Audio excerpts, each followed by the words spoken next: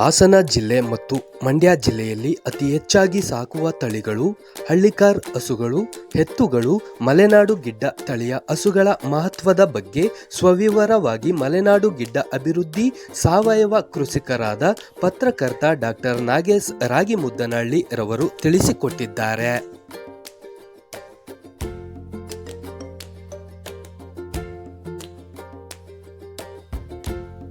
ಎಲ್ಲ ಯೂಟ್ಯೂಬ್ ವೀಕ್ಷಕರಿಗೆ ನಮಸ್ಕಾರ.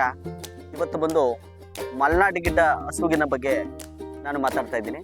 ಯಾಕೆ ನಾವು ಮಲೆನಾಡು ಗಿಡ್ಡ ಹಸುವಿನ ಬಗ್ಗೆನೇ ಮಾತಾಡ್ತಿದ್ದೀನಿ ಅಂತಂದರೆ, ಆ್ಯಕ್ಚುಲಿ ಇದು ನಮ್ಮ ಮಂಡ್ಯ ಜಿಲ್ಲೆ ಮತ್ತು ಹಾಸನ ಜಿಲ್ಲೆ ಹಳ್ಳಿಕಾರನ ತವರೂರು ಅಂತ ಹೇಳಲಿಕ್ಕೆ ನಾವು ಬಯಸ್ತೀನಿ. ನಾವು ಹಳ್ಳಿಕಾರನ ಹೆಚ್ಚಿಗೆ ನಾವು ಈ ನಮ್ಮ ಮಂಡ್ಯ ಜಿಲ್ಲೆಗಳಲ್ಲಿ ನಾವು ಬಯಸ್ತೀವಿ. ಆದರೆ ಇವತ್ತು ನಾವು ಒಂದು ವಿಶೇಷ ಏನಪ್ಪ ಅಂತಂದರೆ, ಇವತ್ತು ನಾವು ಅತಿ ಕಡಿಮೆ ಮೇವನ್ನು ಮೇಯ್ತಕ್ಕಂಥ ನಿಟ್ಟಿನಲ್ಲಿ ಮೇಯ್ತವೆ ಅಂತೇಳಿ ನಾವು ಮಲೆನಾಡು ಗಿಡ್ಡವನ್ನು ತರಿಸಿದ್ದೀವಿ. ಈಗ ಇದು ನಮಗೆ ಅಕ್ಷಯ ಆಳ್ವ ಅಂತೇಳಿ ಅವರು ಒಂದು ಹೆಣ್ಣು ಗಂಡನ್ನು ಕೊಟ್ಟಿರುವಂಥದ್ದು. ಬಟ್ ಅದನ್ನು ನಾನು ಇದು ಮಾಡಿ ನೆಕ್ಸ್ಟ್ ಮುಂದಿನ ದಿನಗಳಲ್ಲಿ ಅದೊಂದನ್ನು ನಾನು ತಂದಿದ್ದೀನಿ, ಹಸುವನ್ನು ತಂದಿದ್ದೀನಿ. ಈಗ ಇದ್ರ ವಿಶೇಷ ಏನಪ್ಪ ಅಂದರೆ, ಹಳ್ಳಿಕಾರನ ವಿಶೇಷ ಅದರಲ್ಲೂ ಏನಂದರೆ ನಾಟಿ ಅಂತ ಹೇಳ್ತೀವಿ ನಾವು. ನಾಟಿ ಅಂದರೆ ನಮ್ಮ ದೇಶೀಯ ತಳಿಗಳು ಅಂತ ಹೇಳೋದಾದರೆ ನಾವೇನು ಹೇಳ್ತೀವಿ ಅನ್ನೋದಾದರೆ, ಮೊದಲಿಗೆ ಏನು ಇದು ಡುಬ್ಬ ಅಂತಿದೆ. ಈಗ ನೋಡಿ, ಇದು ಹಂಪು. ಈ ಹಂಪು ಇದೆಯಲ್ಲ, ಈ ಹಂಪು ಅಂದರೆ ಭುಜ ಇರುವಂಥದ್ದನ್ನು ನಾವು ನಾಟಿ ಹಸು ಅಂತ ಹೇಳ್ತೀವಿ. ಆ ಭುಜದ ವಿಶೇಷ ಏನಪ್ಪ ಅಂತಂದರೆ, ಆ ಭುಜ ಸೂರ್ಯನ ಕಿರಣಗಳನ್ನು ಅಬ್ಸರ್ವ್ ಮಾಡಿ ಆ ಸೂರ್ಯನ ಕಿರಣಗಳಿಂದ ನಮಗೆ ಆ ಹಾಲನ್ನು ಕೊಡ್ತಕ್ಕಂಥದ್ದು. ಮತ್ತು ಅದರ ಮುಂದೆ ಏಕೆ ನೋಡಿ, ನೀವು ಯಾವುದೇ ನಾವು ಇದು ನಾಟಿ ಹಸುಗಳನ್ನ ನೋಡೋದಾದ್ರೆ, ಇದು ನೋಡಿ, ಈಗ ನೋಡ್ತಾ ಇದ್ದೀರಿ ನೀವು, ಇದು ಸ್ವರ್ಣನಾಡಿ ಅಂತ ಹೇಳ್ತೀವಿ.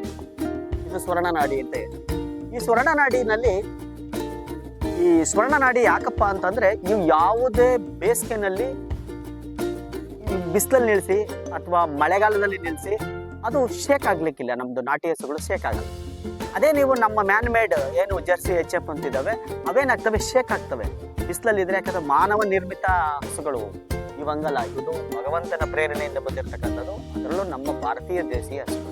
ಹಾಗಾಗಿ ನಾವು ಮಲೆನಾಡು ಗಿಡ್ಡವನ್ನು ನಾನು ಯಾಕೆ ಆಯ್ಕೆ ಮಾಡ್ಕೊಳ್ತೀನಿ ಅಂತ ಹೇಳೋದಾದ್ರೆ, ನಾನು ವಾಸ ಬಂದು ಮೈಸೂರಿನಲ್ಲಿರೋದು. ಹಾಗಾಗಿ ಇಲ್ಲಿ ನಾನು ಇದನ್ನ ಖುಷಿಗೋಸ್ಕರ ನಾನು ಇಲ್ಲಿ ಒಂದು ತೋಟದಲ್ಲಿ ನಾನು 3 ಹಸುಗಳಿದೆ, ಒಂದು ಓರಿ ಮತ್ತು 2 ಹೆಣ್ಣಿದೆ ನಮ್ಮ ಹತ್ರ. ಯಾಕೆ ಇದನ್ನು ಸಾಕಿದ್ದೀನಿ ಅಂದರೆ, ಮೇವು ಕಡಿಮೆ. ಈಗ ನಾನು ಕಡಿಮೆ ಎಲ್ಲೋ ಇದ್ದೀನಿ, ಹೋಗಿರ್ತೀನಿ, ಒಂದು ಕಡಿಮೆ ವೆಚ್ಚದಲ್ಲಿ ಒಂದು ಸಣ್ಣ ಹೊರೆಗಳನ್ನ ತಂದರೆ ಇದಕ್ಕೆ ಹಾಕ್ಬಿಟ್ರೆ ಚೆನ್ನಾಗಿ ಮೇಯ್ತಾ ಇರ್ತವೆ. ಮತ್ತು ಒಂದು ಸಣ್ಣದಲ್ಲಿ ಒಂದು ಬಕೆಟಲ್ಲಿ ನೀರು ಇಟ್ಬಿಟ್ರೆ ಅವು ಸಂಜೆವರೆಗೂ ಕುಡಿತಾ ಇರ್ತವೆ. ಹಾಗಾಗಿ ನಾನು ಈ ಹಸುವನ್ನು ಸಾಕಿದ್ದೀನಿ. ಯಾಕೆ ಇದನ್ನ ಸಂರಕ್ಷಣೆ ಯಾಕೆ ಮಾಡಬೇಕು ಅಂತ ಹೇಳೋದಾದರೆ, ಈಗ ನಾನು ಹೇಳ್ತಾ ಬಂದೆ, ಹಿಂದೆ ನಾವು ಇದನ್ನ ಹೇಳ್ತೀವಿ. ನಾವು ಏನು ಅಂದರೆ, ಈಗ ನೋಡಿ, ಈಗ ನೀವು ಅಬ್ಸರ್ವ್ ಮಾಡೋದಾದರೆ, ಇದನ್ನು ನಾವು ಗಂದೊಟ್ಟಿಗೆ ಅಂತ ಹೇಳ್ತಾ ಇದ್ದೋ ಹಿಂದೆ. ಇದನ್ನ ನಾವು ನಮ್ಮ ಜನ ಏನ್ ಮಾಡ್ತಾ ಇದ್ರು, ಇದನ್ನ ಹಿಂಗ 10 ನಿಮಿಷ ನಾವು ಇದನ್ನ ಸವರಿದ್ರೆ BP ಬರ್ಲಿಕ್ಕಿಲ್ಲ. ಈಗ ಹಿಂದೆ ಹೇಳ್ತಾ ಇದ್ರು ಜನ, ಹಿಂದೆ ನಮ್ಮ ತಾತ ಹೇಳೋರು, ಸಾಮಾನ್ಯವಾಗಿ ಇದನ್ನ ಈ ತರ ಮೈ ಉಜ್ಜಿ ಅಂತ ಹೇಳೋರು. ಆಗ ನಾವು ಇದನ್ನ ಹಿಂಗ್ ಉಜ್ಜಿ ಅಂತ ಹೇಳ್ತಾರೆ. ಈ ವೈಜ್ಞಾನಿಕವಾಗಿ ಇದನ್ನ ಉಜ್ಜುತ್ತಾ ಬಂದ್ರೆ BP ನಾರ್ಮಲ್ ಆಗುತ್ತೆ. ಮತ್ತೆ ಇದನ್ನ ಮೈ ಸವರೋದ್ರಿಂದ ಅದರ ಸ್ಪರ್ಶ ಏನು ಆ ಮನುಷ್ಯನ ಮತ್ತು ಹಸುವಿನ ಸ್ಪರ್ಶ ಇದೆ, ಆ ಸ್ಪರ್ಶ ಇರೋದ್ರಿಂದ ಈ ಮಾನವನ ಆರೋಗ್ಯ ಅತಿ ಹೆಚ್ಚಾಗತ್ತೆ ಅಂತ ಹೇಳಿ ಈ ವಿಜ್ಞಾನಿಗಳು ಮತ್ತು ಯಾರು ಅಲ್ಲಿ ಪಾರಂಪರಿಕ ವೈದ್ಯರುಗಳನ್ನ ಹೇಳ್ತಾ ಬರ್ತಾ ಇದ್ದಾರೆ. ಮಾತ್ರ ಅದು ಹಸುವಿನ ಹಾಲನ್ನ ನಾವು ಯೂಸ್ ಮಾಡ್ತಾ ಇದೀವಿ. ಅಂದ್ರೆ ಇತ್ತೀಚೆಗೆ ಜನಗಳು ಮಾಡ್ತಾ ಇಲ್ಲ. ಈಗ ನಾವು ಮ್ಯಾನ್ ಮೇಡ್ ಹಸುಗಳನ್ನ ಮಾಡ್ತಾ ಇದೀವಿ. ಇದ್ರ ಹಸುಗಳನ್ನ ಹಾಲನ್ನ ನಾವು ಯೂಸ್ ಮಾಡೋದು. ಇದ್ರು ಅಂತ ಹೇಳ್ತಾರೆ, ನಾನು ನಾಟಿ ಅಂತಾನೆ ಹೇಳ್ತಾ ಹೋಗ್ತಾ ಇರ್ತೀನಿ. ಯಾಕೆಂದ್ರೆ ಮಲೆನಾಡು ಗಿಡ್ಡ ಅಂದ್ರೆ ನೀವು ತಪ್ಪನ್ನು ತಿಳ್ಕೊಬಾರ್ದು. ನಾನು ಮಲೆನಾಡು ಗಿಡ್ಡ ಅಂತಾನೆ ಹೇಳ್ತಿಲ್ಲ, ದೇಸಿ ಹಸುಗಳ ಬಗ್ಗೆ ಮಾತ್ರ ಮಾತಾಡ್ತಾ ಇದ್ದೀನಿ. ಆ ದೇಸಿ ಹಸುಗಳ ಹಾಲು ಏನಿದೆ, ಅದು ಶುಗರ್ ಬರ್ಲಿಕ್ಕಿಲ್ಲ ಮತ್ತು ಒಳ್ಳೆ ಬೆಣ್ಣೆ ಬರುತ್ತೆ, ಒಳ್ಳೆ ತುಪ್ಪ ಬರುತ್ತೆ.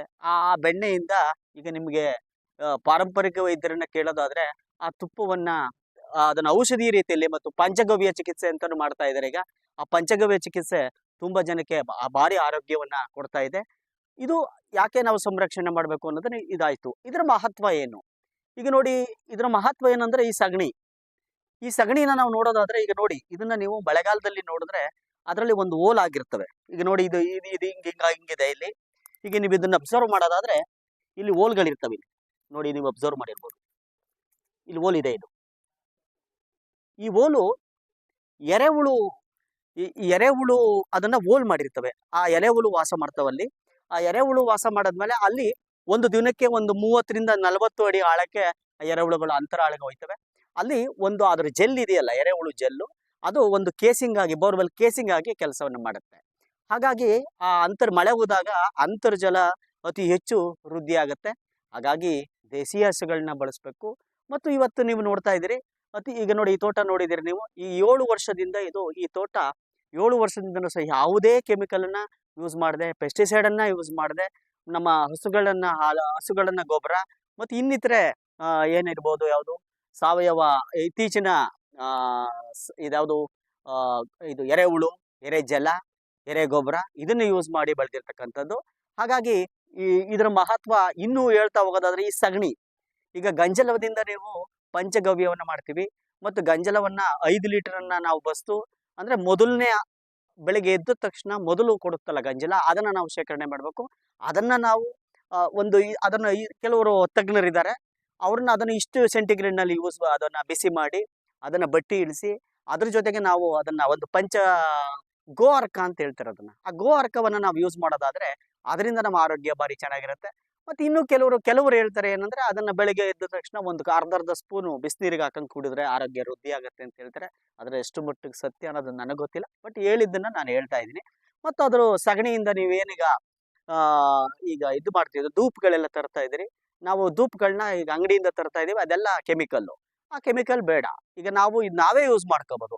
ಈಗೇನು ವೇಸ್ಟೇಜ್ ಏನಿದೆ, ಈಗ ಯಾವುದು ಇದಿರ್ದೆಯಲ್ಲ, ಯಾವುದು ಈಗ ನಾವು ದೇವಸ್ಥಾನಕ್ಕೆ ನಮ್ಮ ಮನೆ ದೇವಸ್ಥಾನ ಇದೆಯಲ್ಲ, ನಮ್ಮ ಮನೆ ದೇವ್ರ ಮನೆಯಲ್ಲಿ ಏನ್ ಮಾಡ್ತೀವಿ, ಹೂವು ಹಾಕಿರ್ತೀರಿ. ಆ ಹೂವನ್ನೆಲ್ಲ ಒಂದ್ ಕಡೆ ಶೇಖರಣೆ ಮಾಡಿ. ಮತ್ತು ಬೇವಿನ ಎಲೆ ಇದೆ, ಬೇವಿನ ಎಲೆಯನ್ನು ಶೇಖರಣೆ ಮಾಡಿ ಅದನ್ನೆಲ್ಲ ಒಣಗಿಸಿ, ಚೆನ್ನಾಗಿ ಅದನ್ನ ಒಣಗಿಸಿ, ಅದನ್ನ ಪೌಡ್ರ್ ಮಾಡಿ, ಮಿಕ್ಸಿಲಿ ಪೌಡ್ರ್ ಮಾಡಿ, ಆ ಮುಂದಿನ ದಿನಗಳು ಅದನ್ನ ಯಾವ ರೀತಿ ಮಾಡಬೇಕು ಅಂತೇಳಿ ನಾನು ಅದನ್ನೊಂದು ವಿಡಿಯೋ ಮಾಡ್ಲಿಕ್ಕೆ ಪ್ರಯತ್ನ ಮಾಡ್ತೀನಿ. ಅದನ್ನೇನ್ ಮಾಡಿ ನಾವು ಮತ್ತೆ ಸಗಣಿಯಿಂದ ನಾವು ಅದನ್ನ ಒಂದು ಇದ್ರ ತರ, ಯಾವುದು ಪೆನ್ಸಿಲ್ ತರ ಮಾಡ್ಕೊಂಡು ಅದನ್ನ ಮಿಕ್ಸ್ ಮಾಡಿ ಪೆನ್ಸಿಲ್ ತರ ಮಾಡ್ಕೊಂಡ್ರೆ ಅದು ನಮಗೆ ಧೂಪವಾಗಿರುತ್ತದೆ. ಧೂಪ ಆಗುತ್ತೆ, ದೇವ್ರ ಮನೆಗಾಗತ್ತೆ. ಮತ್ತು ನೀವು ಏನು ಇದು ಯಾವುದು ಸೊಳ್ಳೆ ಬತ್ತಿಗಳಾಗಿ ಅದನ್ನ ಯೂಸ್ ಮಾಡ್ಬೋದು. ಹೀಗಾಗಿ ಇದ್ರ ಮಹತ್ವ ಇಷ್ಟಿದೆ. ಇಷ್ಟನ್ನ ಹೇಳಿ ನಾನು ಇದು ಮಲೆನಾಡು ಗಿಡ್ಡ ಹಸುವಿನ ಬಗ್ಗೆ ನಾನು ಮಹತ್ವವನ್ನು ತಿಳಿಸಿರ್ತೀನಿ. ಬಟ್ ನಮ್ಮ ವಿಡಿಯೋಗಳು ನಿಮಗೆ ಪ್ರತಿದಿನ ನಿಮಗೆ ಬರಬೇಕು ಅನ್ನೋದಾದ್ರೆ ನಮ್ಮ ವಿಡಿಯೋನ ಲೈಕ್ ಮಾಡಿ, ಶೇರ್ ಮಾಡಿ, ಸಬ್ಸ್ಕ್ರೈಬ್ ಮಾಡಿ. ನಮಸ್ಕಾರ.